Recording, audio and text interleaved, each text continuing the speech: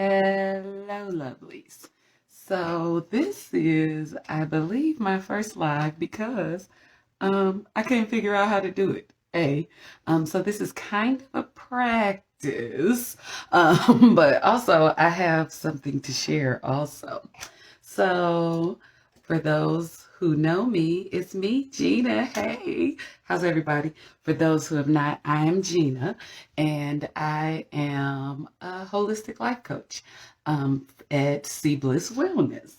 So I have the bright idea that I'm going to share some tips for healing oneself because I know a lot of times we know we need healing. We know there's something going on within us.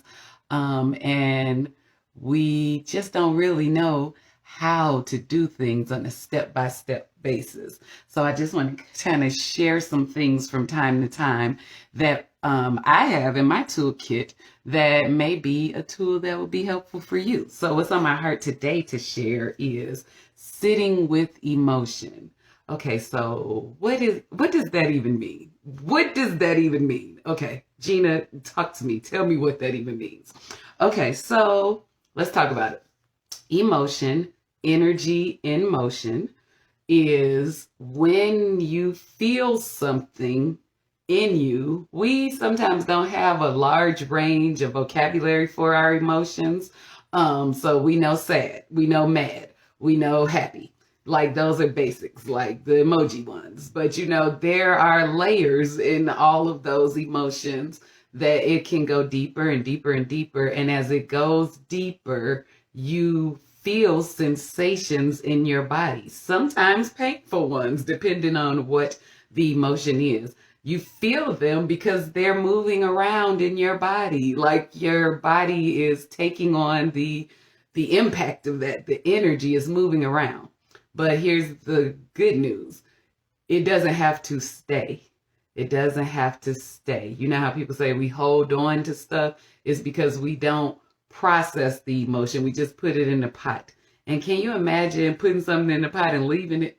Even if you put it in the refrigerator, cool it out, chill it out, numb it, it's still not going to be good forever. And then it's going to turn into something yucky, stinky, nasty. And that's what happens to emotions when we don't process them in our bodies. They start to come out in ways that we don't want and that we definitely no longer want to consume. Okay, so I want to go a step by step. I'm going to use myself as an example. So I've had a couple of incidents with this recently. So unfortunately, I lost my puppy the other day. His name is Manny.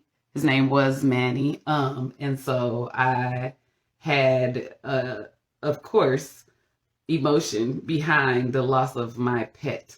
But really, Spirit was really giving me another example of how to do this last week with another emotional upset that I was having. But the steps are the same, no matter what the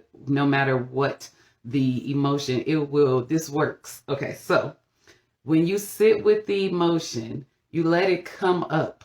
So it's usually going to be like, if it's from a deep place, you're going to feel it in your chest. Like you're going to feel the emotions rising up.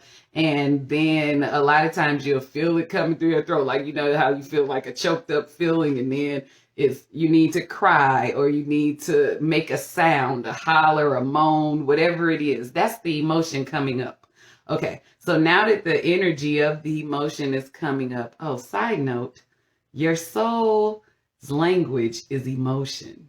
That is how you know your inner self, what connects you to your higher self, if you call it God, if you call it Allah, if you call it Jesus, spirit, nature, life, that speaks to you through your emotions. And that brings it up.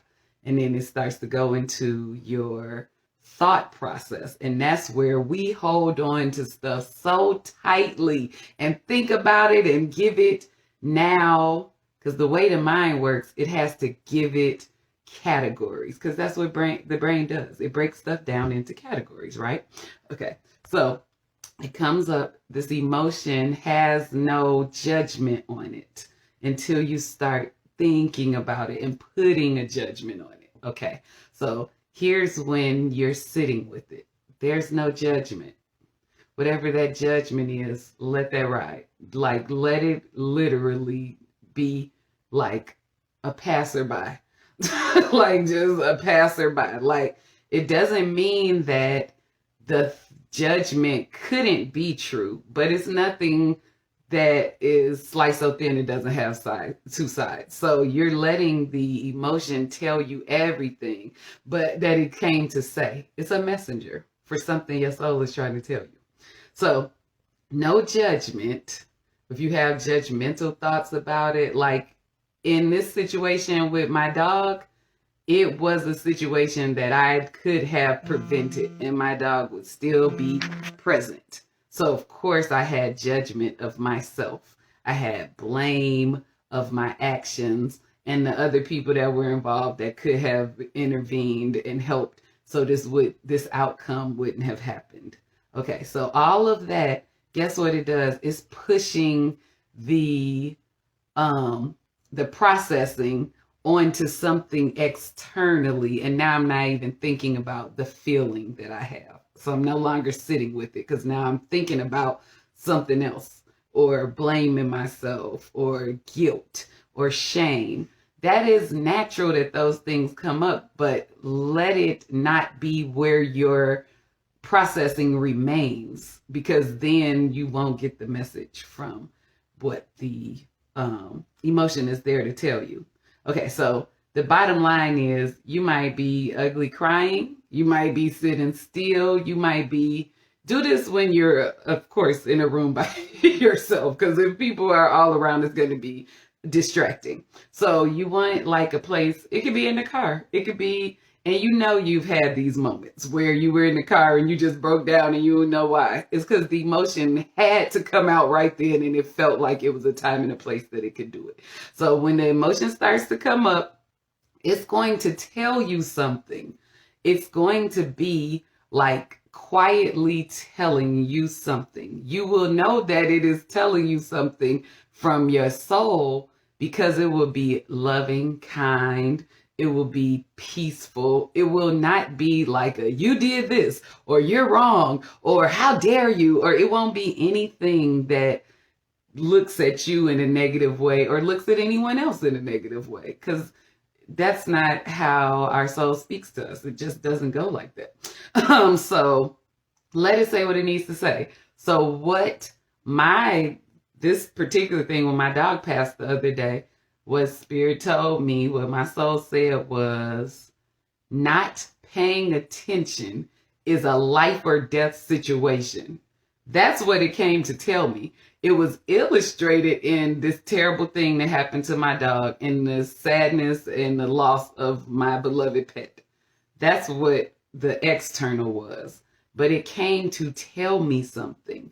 And when I felt that understanding of that, it released something in me. Like it was a peace and a calm left. I could release and let it go. So yes, the loss of my dog is the loss. Like, he's no longer here, and that was my friend for day-to-day life. Like, we rocked ever since I got him right before the pandemic. So it was me and him every day.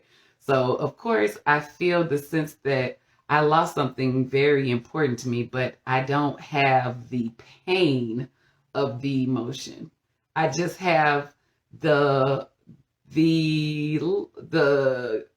I guess grief, but it's not overwhelming to me. And I've had loss in my life. I lost my mother and my father in the same year. So I know what it's like to be an overwhelming pain and suffering and grief. There it is. I'm not suffering.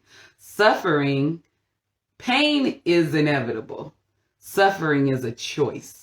Because basically that is when you take the acute pain that has happened and then start to think about all the ways where it is impacting you in addition to just either the physical or the emotional pain. So I think in this way of doing this, I was able to not suffer.